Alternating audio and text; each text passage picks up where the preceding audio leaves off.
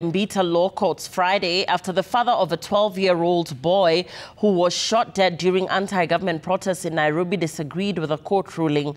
Police lobbed tear gas canisters to disperse family members who had accompanied the man, some of whom tried to forcibly gain access to the court's registry.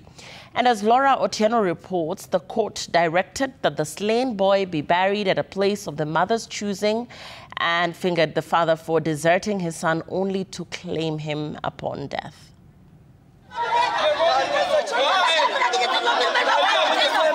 The Mbita Law Court was on Friday morning engulfed with chaos. Wailing across the compound, relatives and friends of Dennis Okinyi attempted to access the court registry, prompting police to evacuate the staff and lob tear gas canisters to disperse the irate relatives.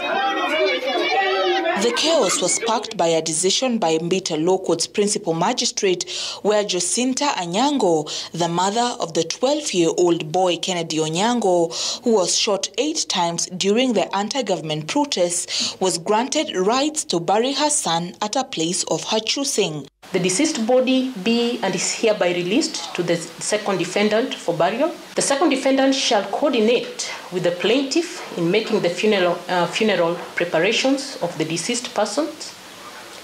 Number 3, members of the deceased family shall be at liberty to participate in the funeral arrangements and the burial of the deceased.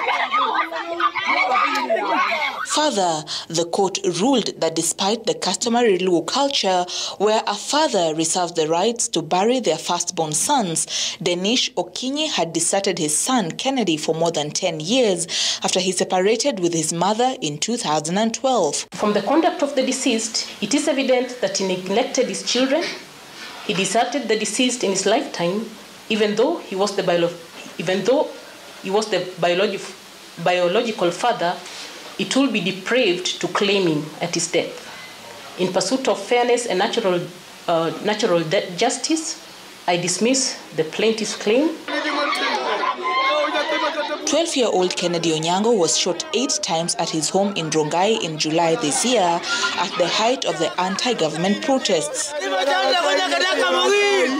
His burial was halted on the 25th of July after his father obtained a court order stopping the planned burial. Onyango's body has since been laying at the Sindo sub-county morgue. Laura Otieno, Citizen TV.